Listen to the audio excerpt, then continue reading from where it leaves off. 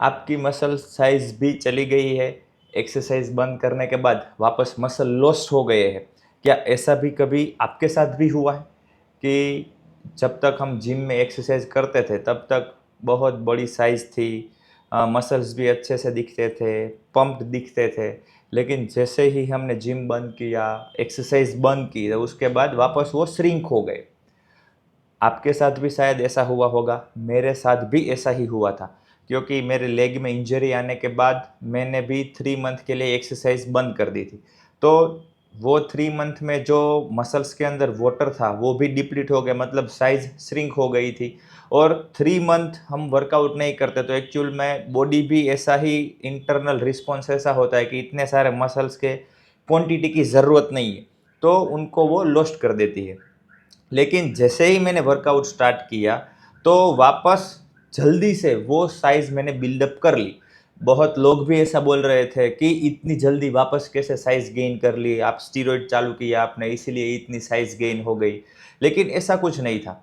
तो वो मैंने भी सोचा कि ऐसा क्यों होता है? तो उसके ऊपर जितने भी रिसर्च हुए हैं और जितने भी एक्सपर्ट्स उसके बारे में क्या बोलते हैं वो सब मैंने देखा, तो मुझे पता चला कि एक्चुअल में ये कंडीशन क्या होती है। तो साइंस क्या कहता है वो बात करेंगे कि जब आप फॉर एग्जांपल 4-5 मंथ एक्सरसाइज करते हो, अपनी स्ट्रेंथ बिल्डअप करते हो, मसल साइज आप बिल्डअप करते हो, उसके बाद आप एक्सरसाइज छोड़ देते हो। तो जब भी आप एक्सरसाइज रीस्टार्ट करते हो, तो जब रीस्टार्ट करते हो तो वो 30% टाइम में वापस आपकी साइज़ एक्चुअल जो पहले थी वो साइज़ आ जाएगी, आपके स्ट्रेंथ भी वापस जो पुरानी वाली थी वो आप अचीव कर सकते हो। यस, 20 वीक्स आपने एक्सरसाइज की थी तो उसका 30% कितना हुआ? 6 वीक।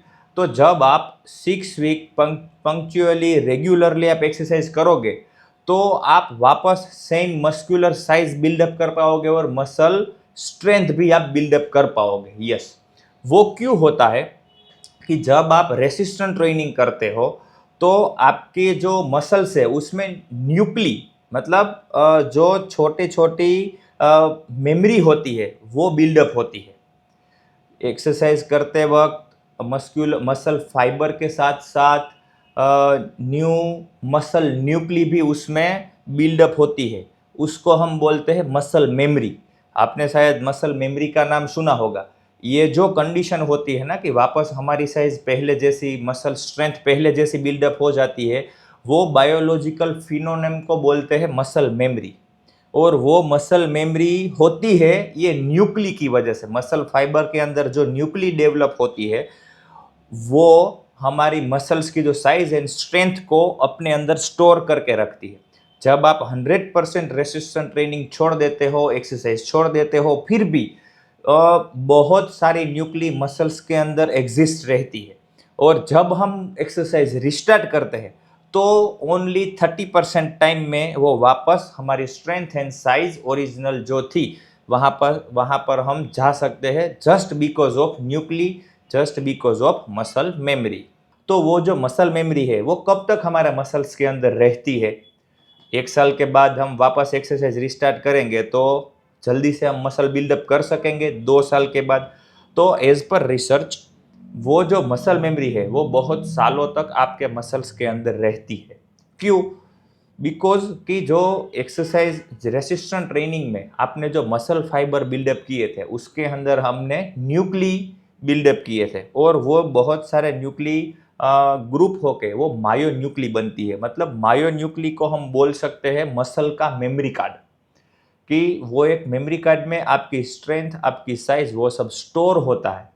और जब आप बहुत सालों तक भी एक्सरसाइज छोड़ देते हो और वापस एक्सरसाइज रिस्टार्ट करते हो तो आपके जो मायो न्यूक्लियस है उसमें मेमोरी कार्ड में आपकी जो मेमोरी स्टोर है, आपकी स्ट्रेंथ क्या थी, आपकी मसल्स की साइज क्या थी, वो जब वो सब उसमें स्टोर होता है तो वापस रिस्टार्ट करने के बाद वो जल्दी से मेमोरी है वो आप आपके जो मसल्स है उसमें से सब देख के जल्दी से बिल्डअप होने लगते हैं। आप समझे कि बहुत सालों के बाद भी आप एक्सरसाइज रिस्टार्ट करते हो फिर भी आपके मसल, आपकी स्ट्रेंथ जल्दी से बिल्डअप होने लगेगी। और 30% टाइम में वापस अपनी स्ट्रेंथ एंड साइज रीगेन कर सकोगे। ये था हमारा पूरा वीडियो। तो आई होप आपको समझ में आया होगा कि हम एक्सरसाइज में शायद पास्ट में एक्सरसाइज की थी और छूट गई थी, तो वापस हमने एक्सरसाइज की तो जल्दी से हम क्यों मसल साइज बिल्डअप कर सकते हैं, स्ट्रेंथ बिल्डअप कर सकते हैं। Thank you.